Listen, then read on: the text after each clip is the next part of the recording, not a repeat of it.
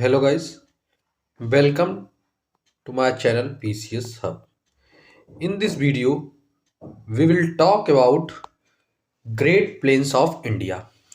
हम लोगों ने अपने पिछले वीडियोस में हिमालयाज के बारे में बात कर लिया और साथ ही साथ जो और various mountain ranges and hill ranges हैं इंडिया में, जैसे कि Satpura, north eastern hill ranges, Vindhyan range, Western Ghat, Eastern Ghat, इन सब चीज़ों के बारे में बात कर लिया। और साथ ही साथ हम लोगों ने प्लेट्यूज ऑफ इंडिया के बारे में बात कर लिया। अब हमारा नेक्स्ट टॉपिक आता है, वो है ग्रेट प्लेन्स ऑफ इंडिया। क्या है? Great plains of India.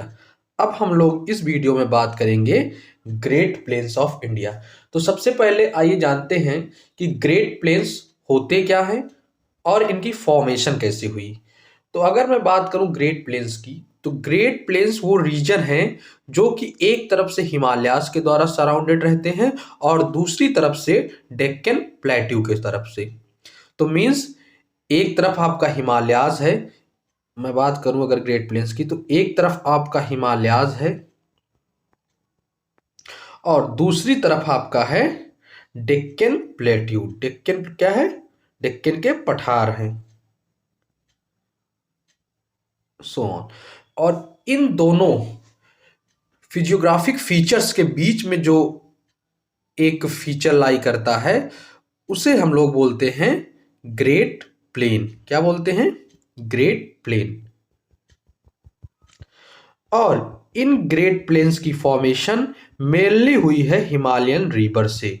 किसके द्वारा हुई है? मेनली इनकी फॉर्मेशन हिमालयन रिवर से हुई है और साथ ही साथ पेनिनसुलर रिवर्स ने भी कंट्रीब्यूट किया है इसके फॉर्मेशन में। तो अगर हम बात करें कि वो कौन सी मेजर हिमालयन रिवर्स हैं, कौन सी मेजर हिमालयन नदियां हैं जिनके कारण ग्रेट प्लेन्स की फॉर्मेशन हुई है, तो वो आपकी 3 इंपॉर्टेंट नदियां हैं जिनको हम लोग नाम से जानते हैं बिग 3। किस नाम से जानते हैं? बिग 3। बिग 3 बिग 3 नाम से जानते हैं उन नदियों को। अगर मैं बात करूं इन बिग 3 के बारे में, तो बी मीन्स यहां पे आपका ब्रह्मपुत्रा है। क्या है? ब्रह्मपुत्रा है। अगर मैं बात करूं आई फॉर, तो I hear denotes Indus river. और अगर मैं बात करूं आर की, तो ये है जी की, तो जी आपका जो है वो है गंगा। जी आपकी है गंगा।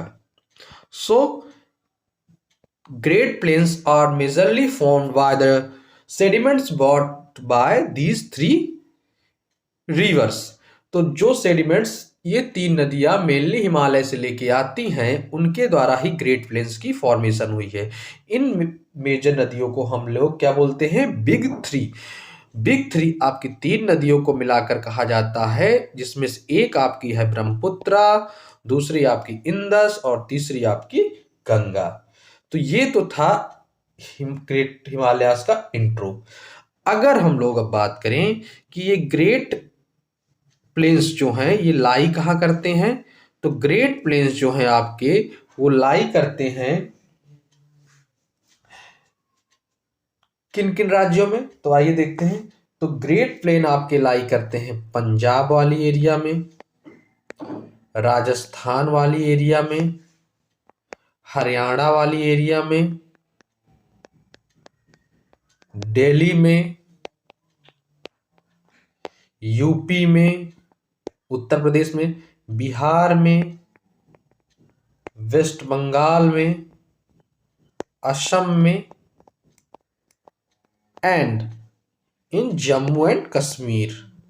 तो ये कहाँ कहाँ लाई करते हैं ग्रेट प्लेन्स वाले रीजन? तो ग्रेट प्लेन्स वाले रीजन है आपके Punjab, Rajasthan, Haryana, Delhi, UP, Bihar, Paschim Bengal, Assam and Jammu and Kashmir. तो ये वो रीजन है जहां आपके ग्रेट प्लेन्स लाई करते हैं। अब हम लोग आते हैं कि इन ग्रेट प्लेन्स की फॉर्मेशन कैसी हुई, ये बने कैसे। आइए जानते हैं इनके फॉर्मेशन के बारे में। तो अगर हम लोग बात करें फॉर्मेशन के बारे में ग्रेट प्लेन्स की, तो इनकी formation approx 30 to 35 million year एगो हुई। कब हुई? 30 to 35 मिलियन ईयर एगो। और ये क्या होते हैं? जैसा कि मैंने बताया, ये होते हैं region of regular topography. Region of regular topography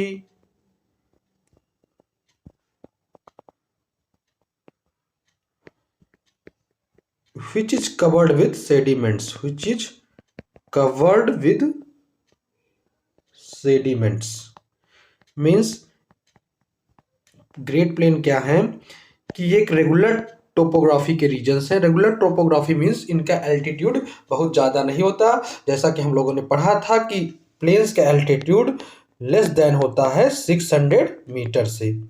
तो ऐसे रीजन्स जिनका एल्टीट्यूड 600 मीटर से कम हो उसे हम लोग प्लेन्स बोलते हैं। तो ये रीजन्स कैसे होते हैं? रेगुलर टोपोग्राफी के होते हैं और जो कवर्ड है सेडिमेंट से। अब ये सेडिमेंट्स आता कहाँ से? तो मेनली इसे हिमालयन रिवर्स ले आती हैं अपने साथ, और साथ ही साथ कुछ अमाउंट में पेनिनसुलर रिवर्स में भी कंट्रीब्यूट किया है ग्रेट प्लेन के फॉर्मेशन में।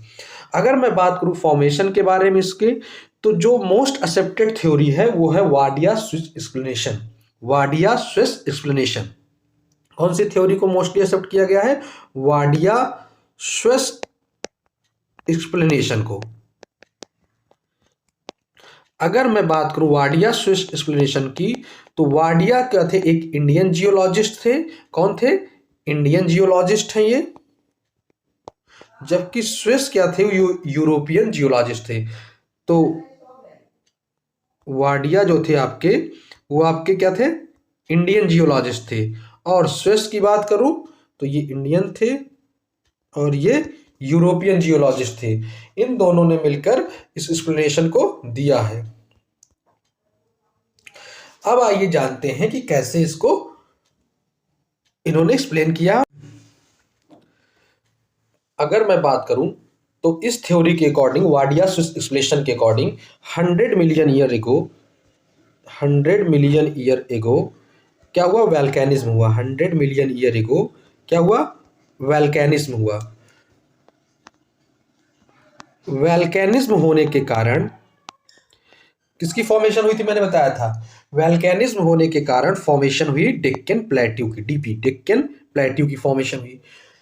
और फिर उसके बाद क्या हुआ कि जो डेक्कन प्लेट्यू है वो आपकी 70 million year to 80 million year ago तक बन के कंप्लीट हो गया।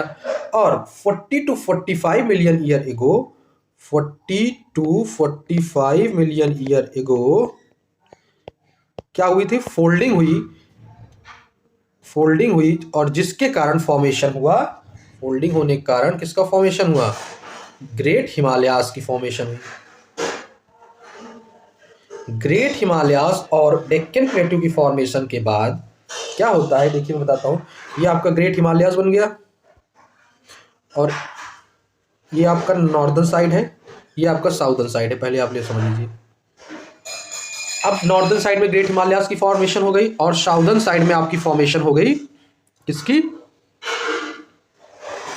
डेक्कन प्लेट्यू की। मैं लिख दे रहा हूं, ये आपका हिमालयास है, ये आपका डेक्कन प्लेट्यू है।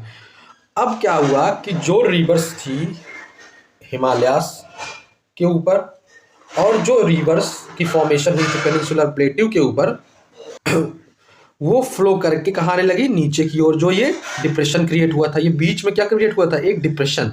मैं लिख दे रहा हूँ, ये जो बीच में एरिया थी ये आपकी क्या थी? एक डिप्रेशन क्रिएट था जिसे वाडिया साहब ने नाम दिया 4 डीप। क्या नाम दिया? 4 डीप। 4 डीप या गंगेटिक फरो। 4 डीप या इसे गंगेटिक फरोज भी कहा गया। क्या कहा गया? 4 डीप या गंगेटिक फरोज। तो जो हिमालयन रिवर्स की फॉर्मेशन हुई या पेनिनसुलर रिवर की फॉर्मेशन हुई, जब ये अपने लोअर कोर्स की ओर, नीचे की ओर बहने लगी, तो अपने साथ ही क्या ले आई? सेडिमेंट्स। और इन सेडिमेंट्स का हो गया डिपोजिशन। सेडिमेंट्स जो ये लाई, इनका हुआ डिपोजिशन कहाँ पे? इसी डिप्रेशन में, जिसे हम लोग क्या बोलते हैं? 4 डीप या गंगेटिक फरोज। डिपोजिशन होने के बाद यहाँ पे एक फिजियोग्राफिक स्ट्रक्चर तैयार हुआ जिसे हम लोग बोलते हैं ग्रेट प्लेन। तो फिर से मैं एक बार बता देता हूँ क्या हुआ कि 100 मिलियन ईयर एगो वैल्केनिज्म शुरू हुआ इंडिया में, और अप्रॉक्स 70 to 80 मिलियन ईयर एगो आपके डेक्कन प्लेट्यू का फॉर्मेशन हो गया। डेक्कन प्लेट्यू का फॉर्मेशन आपका 70 to 80 मिलियन ईयर हो गया। और बात करें हम लोग हिमालयाज की, तो फोल्डिंग हुई 40 to 50 मिलियन ईयर एगो, और फोल्डिंग होने के कारण हिमालयाज की फॉर्मेशन हो गई। और इन दो फिजियोग्राफिक स्ट्रक्चर बनने के कारण बीच में एक क्या क्रिएट हो गया, डिप्रेशन। बीच में क्या क्रिएट हुआ, एक डिप्रेशन, जिस डिप्रेशन को वाडिया साहब ने नाम दिया फोडीप या गैंगेटिक फेरो। अब इस डिप्रेशन में क्या हुआ कि जो रिवर्स फॉर्म हुई थी ग्लेशियर के मेल्टिंग के कारण हिमालयाज में, या जो पेनिसुलर रिवर्स थी, वो दोनों जब डाउन स्ट्रीम मूव करने लगी, मीन्स नीचे की ओर मूव करने लगी, तो अपने साथ क्या लाने लगी, सेडिमेंट्स, और इन सेडिमेंट्स को लाके डिपॉजिट किया इस डिप्रेशन में। सेडिमेंट्स के डिपोजिशन के कारण यहां पे एक फर्टाइल लैंड की फॉर्मेशन हुई, एक फर्टाइल एरिया की फॉर्मेशन हुई, जिसे हम लोग बोलते हैं ग्रेट प्लेन। तो ये तो था मेथड, या कहते हैं कैसे फॉर्मेशन हुआ ग्रेट प्लेन का। So this is for how the great plains formed. Next अगर हम लोग बात करें और जाने कि ग्रेट प्लेन्स को हम लोग फर्दर किन दो पार्ट्स में डिवाइड कर सकते हैं, या ग्रेट प्लेन्स के बारे में अगर हम लोग देखें दो पार्ट्स, तो ग्रेट प्लेन्स के दो पार्ट्स में डिवाइड किया सकता है। एक आपका नॉर्दर्न प्लेन है, कौन सा प्लेन है आपका, एक आपका नॉर्दर्न प्लेन है, और एक नॉर्थ ईस्टर्न प्लेन है। नॉर्दर्न है एक नॉर्थ ईस्टर्न प्लेन है। अगर मैं बात करूं नॉर्दर्न प्लेन की, तो इसमें दो नदियों के कारण इस नॉर्दर्न प्लेन की फॉर्मेशन हुई है। एक है आपकी इंडस और दूसरी आपकी है गंगा। एक आपकी इंडस और दूसरी आपकी है गंगा। इन दो नदियों के कारण आपके नॉर्दर्न प्लेन की फॉर्मेशन हुई है। और अगर मैं बात करूं नॉर्थ ईस्टर्न प्लेन की, तो उसे हम लोग ब्रह्मपुत्रा प्लेन भी बोलते हैं, जो कि ब्रह्मपुत्रा और उसकी ट्रिब्यूटरीज द्वारा फॉर्म हुआ है। ब्रह्मपुत्रा और उसकी ट्रिब्यूटरीज द्वारा इनकी फॉर्मेशन हुई है। अब देखते हैं कि इंडस प्लेन और गंगा प्लेन को फर्दर कैसे डिवाइड किया जा सकता है।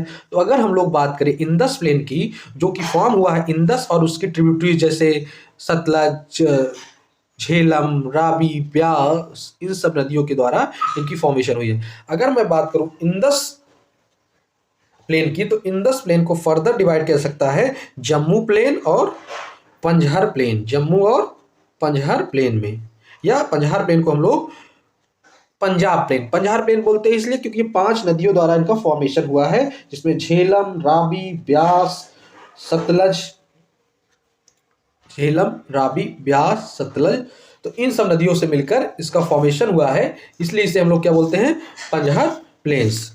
अगर मैं बात करूं जम्मू प्लेन्स की, तो ये कहां लाई करता है आपका, जम्मू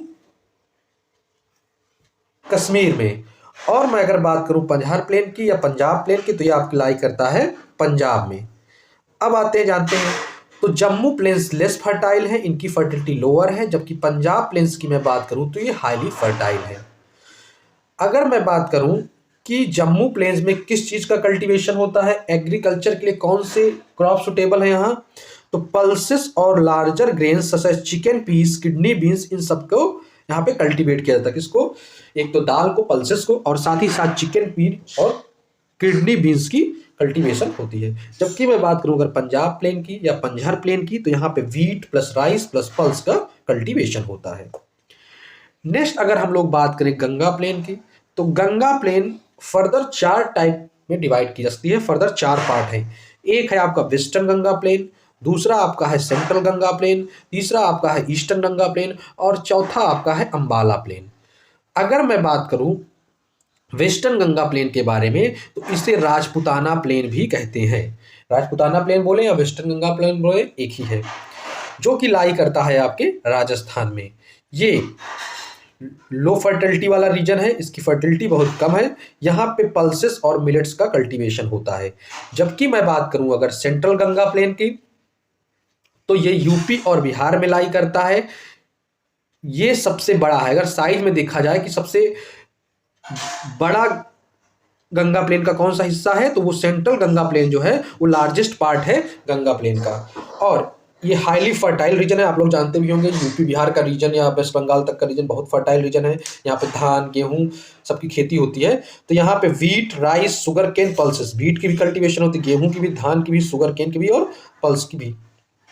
अगर हम लोग बात करें ईस्टर्न गंगा प्लेन की, तो ये लाई करता है वेस्ट बंगाल में। यहाँ पे राइस का कल्टीवेशन होता है, आप लोग जानते भी होंगे कि बंगाल राइस के लिए फेमस भी है। और इसे राहर प्लेन भी कहते हैं। क्या बोलते हैं? राहर प्लेन। और लास्ट हम लोग अगर बात करें अंबाला प्लेन की, तो ये आपके दिल्ली और हरियाणा वाले रीजन में लाई करता है, दिल्ली और हरियाणा। और यहाँ पे राइस और वीट की कल्टीवेशन होती है। किसकी कल्टीवेशन होती है? राइस और वीट की। तो ये तो था गंगा प्लेन के बारे में इंफॉर्मेशन। नेक्स्ट हम लोग अगर बात करें अपने अगले प्लेन की, जो है नॉर्थ ईस्टर्न प्लेन, जो ब्रह्मपुत्रा और उसके ट्रिब्यूटरीज द्वारा जिसका फॉर्मेशन होता है, तो वो प्लेन फर्दर दो पार्ट में डिवाइड किया जाता है, एक वेस्टर्न फ्लड प्लेन, एक ईस्टर्न फ्लड प्लेन। अगर हम लोग बात करें वेस्टर्न फ्लड प्लेन की, तो western flood plain most fertile है और राइस कल्टीवेशन यहाँ पे होता है, मोर फर्टाइल है और राइस कल्टीवेशन होता है। जबकि अगर हम लोग बात करें ईस्टर्न फ्लड प्लेन, तो वो लेस फर्टाइल है और वहां पे पाइन एप्पल के कल्टीवेशन है या पाइन एप्पल के कल्टीवेशन के लिए फेमस है।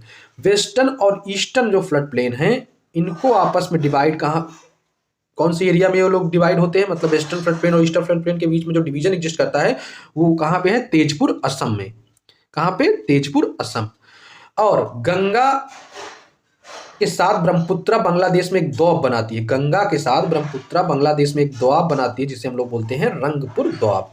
क्या बोलते हैं? रंगपुर दोआब। मैं बताता हूँ कि दोआब क्या होते हैं, गंगा द्वारा कौन कौन से दोआब बनाए जाते हैं, इंदस रिवर के द्वारा कौन कौन से दोआब बनाए जाते हैं, ये मैं जस्ट अभी बात करने चल रहा हूँ। तो ये तो थे इंपॉर्टेंट ग्रेट प्लेन्स। कौन कौन से? दो ग्रेट प्लेन इंपॉर्टेंट हैं, फर्दर डिवाइड कर सकते हैं ग्रेट प्लेन को। एक नॉर्दर्न प्लेन, उत्तरी प्लेन, एक north eastern plane. Northern plain दो नदियों और उसके ट्रिब्यूटरीज द्वारा फॉर्म होता है, एक इंदस और गंगा, इसलिए उनका नाम इंदस प्लेन और गंगा प्लेन है। जबकि नॉर्थ ईस्टर्न प्लेन ब्रह्मपुत्रा और उसकी ट्रिब्यूटरीज द्वारा फॉर्म होता है।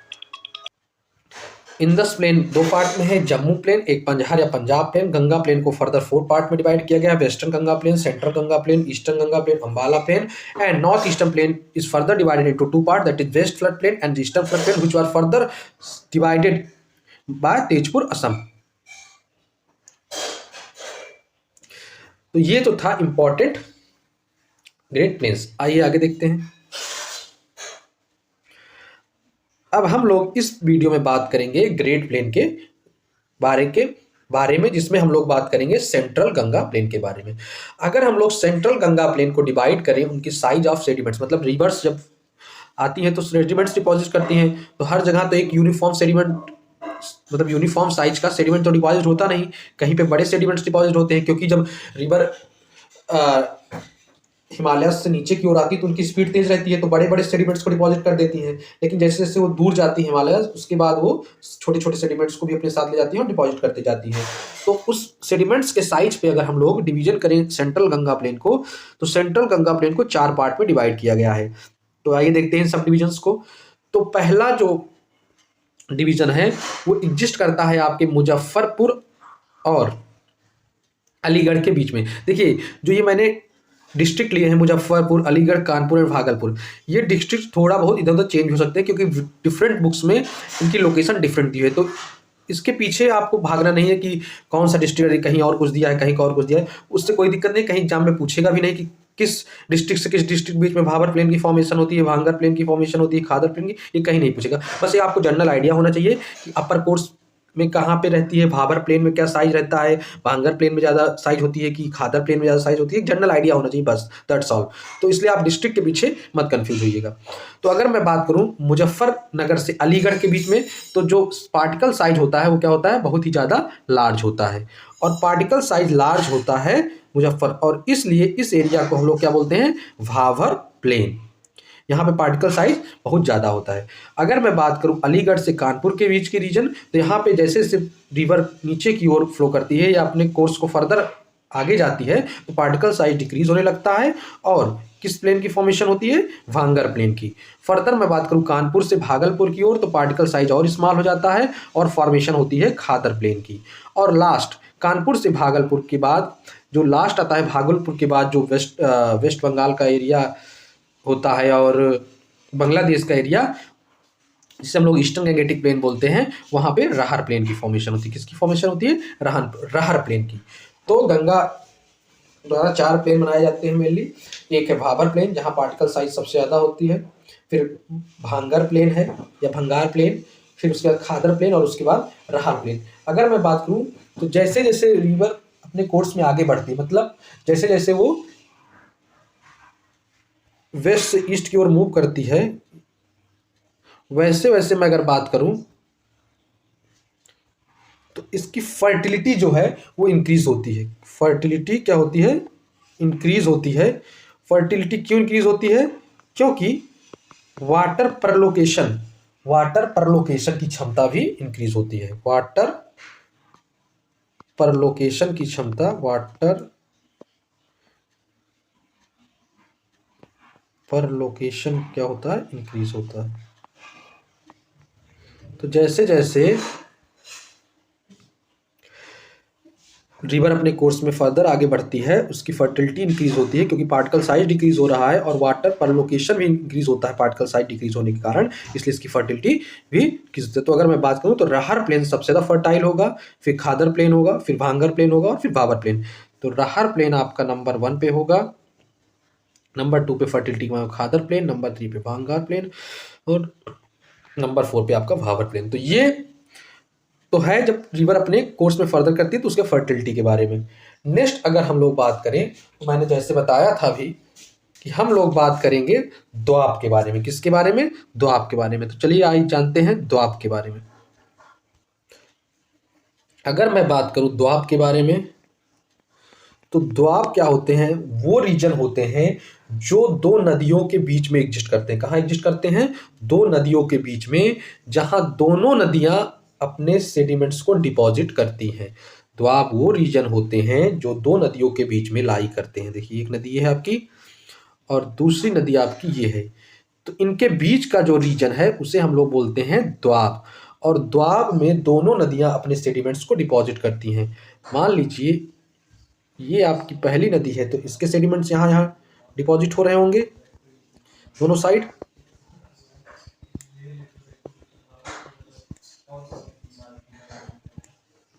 ऊपर में नहीं बना रहा हूँ क्योंकि ऊपर का हमें काम करें। और जो दूसरी नदी है वो भी अपने सेडिमेंट्स को डिपॉजिट कर रही होगी।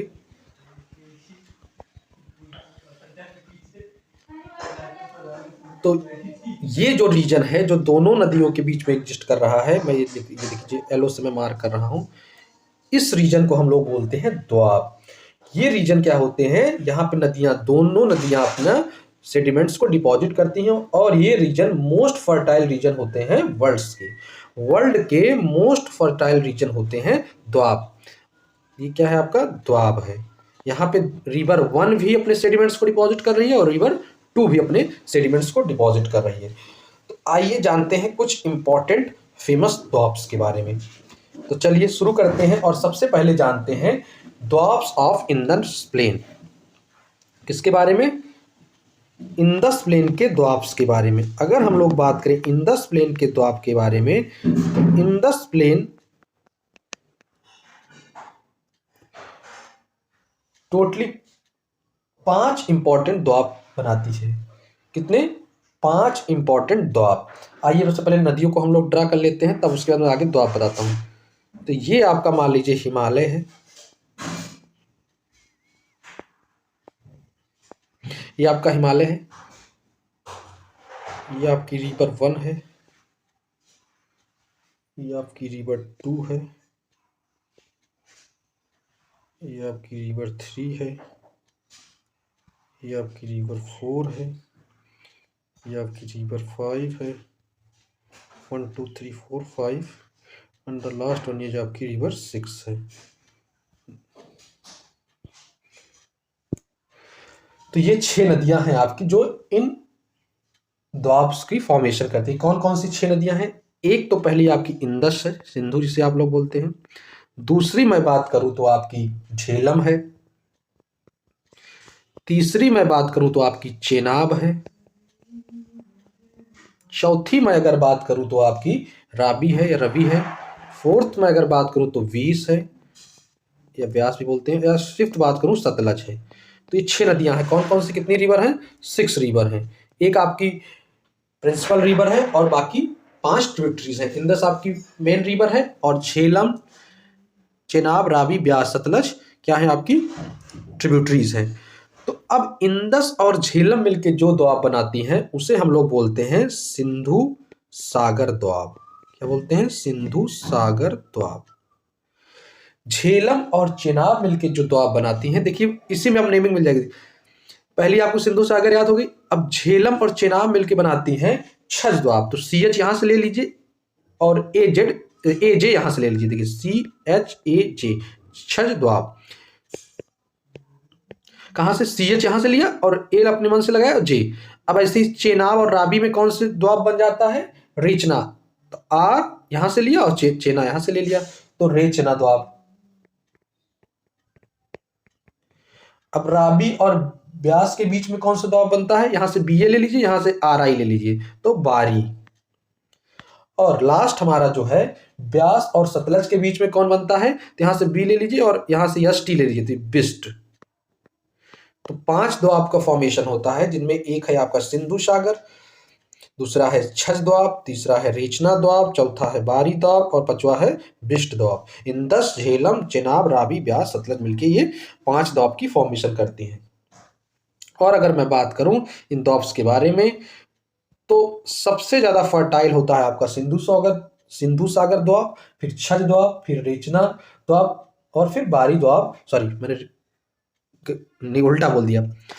सबसे कम होता है सिंधु सागर, फिर छज सबसे ज्यादा, फिर रेचना उससे ज्यादा, बारी उससे ज्यादा और बिस्ट सबसे ज्यादा। फर्टिलिटी की अगर हम लोग बात करें तो फर्टिलिटी जो है वो नीचे जाने पर क्या हो रही है? इंक्रीज हो रही है। मतलब विस्ट सबसे फर्टाइल है, मोस्ट फर्टाइल है, और सिंधु सागर लीस्ट फर्टाइल है। सिंधु सागर या सिंध सागर बोलते हैं, दोनों सही है।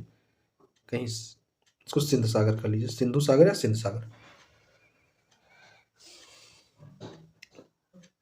सिंधु सागर या सिंध सागर कुछ भी बोल सकते हैं।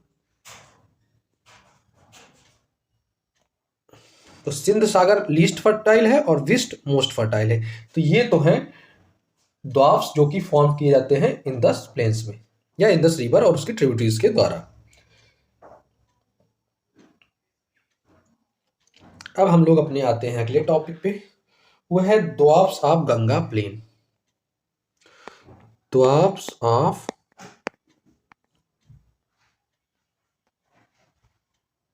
गंगा प्लेन।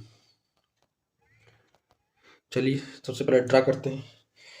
ये गंगा मैया, ये आपकी गंगा रिवर है,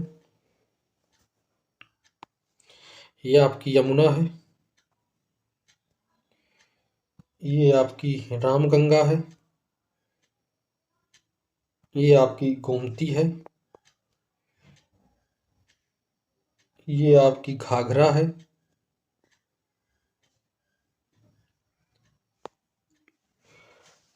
और ये आपकी हुगली है। कौन सी?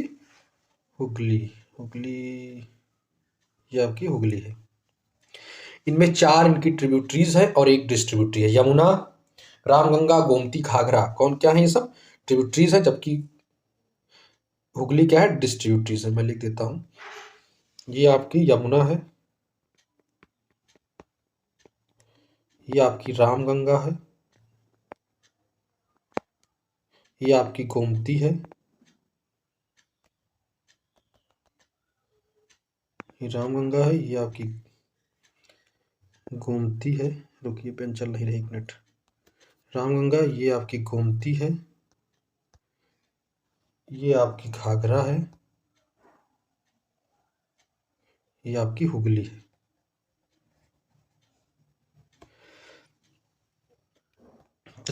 ये कौन सी नदियां हैं? ये आपकी यमुना है, ये आपकी रामगंगा है, ये आपकी गोमती है, ये आपकी घाघरा और हुगली। अगर हम लोग बात करें यमुना की, तो यमुना बनाता है सबसे लार्ज, यमुना बनाती है, यमुना नदी बनाती है largest doab of Ganga plain. Yamuna नदी बनाती है largest doab of Ganga plain. देखिए ये जो एरिया है, यही द्वाब वाला एरिया होता है, ये आपका द्वाब वाला एरिया है, ये सबके द्वाब एरिया है। ये इसके ये इसके ये इसके ये। तो अगर मैं बात करूं यमुना रिवर की, तो यमुना बनाती है लार्जेस्ट दोआब। क्या बनाती है? Largest doab of Ganga plain. ये लार्जेस्ट दोआब है जिसे हम लोग बोलते हैं, क्या बोलते हैं? गंगा यमुना दोआब। गंगा यमुना दोआब। गंगा यमुना दोआब ये largest doab of Ganga plain है। अगर मैं बात करूं रामगंगा की, तो रामगंगा बनाती है आपकी रोहिलखंड प्लेन। क्या बनाती है? रोहिलखंड प्लेन। रोहिलखंड प्लेन। हिलखंड प्लेन।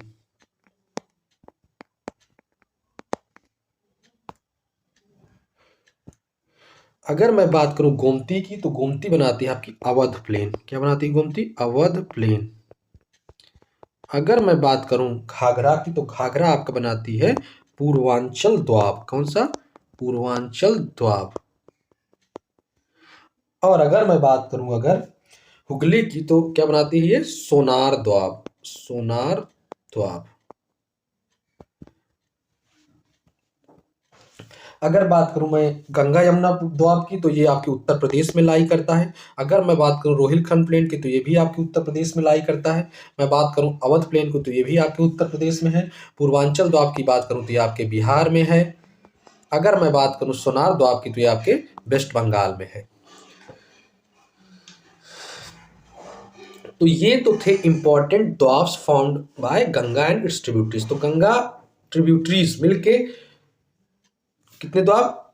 5 दोआब बनाती हैं, जिनमें एक है आपकी रोहिलखंड दोआब जो रामगंगा बनाती है उत्तर प्रदेश में। दूसरा है largest doab of Ganga plain, that is Ganga Yamuna doab found by river Yamuna in Uttar Pradesh. And the next one is Awadh plain found by river Gomti with Ganga in Uttar Pradesh. And next one is Purvanchal doab found by river Ghaghara in Bihar. And the last one is found by the offshoot of Ganga, that is Hooghly in West Bengal, and it is known as Sonar Doab। अब जानते हैं इनके fertility के बारे में, तो मैं इनकी नंबरिंग कर दे रहा हूं। सबसे फर्टाइल होता है आपका सोनार दोआब, तो सोनार दोआब आपका नंबर 1 हो गया। नंबर 2 पे है आपके अवध दोआब। नंबर 3 की बात करूं तो आपका है गंगा यमुना दोआब। नंबर 4 की बात करूं तो आपका है पूर्वांचल दोआब।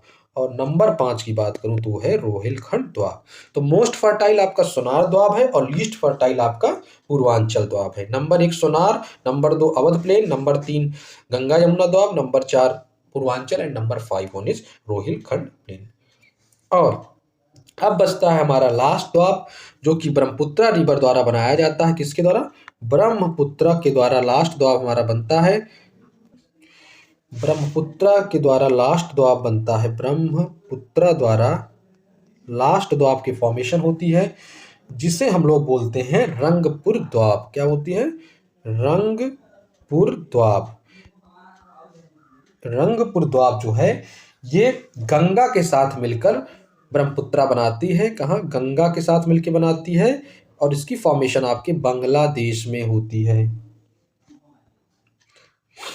तो रंगपुर दोआब ब्रह्मपुत्रा गंगा के साथ मिलकर बनाती है। कहाँ पे? बांग्लादेश में।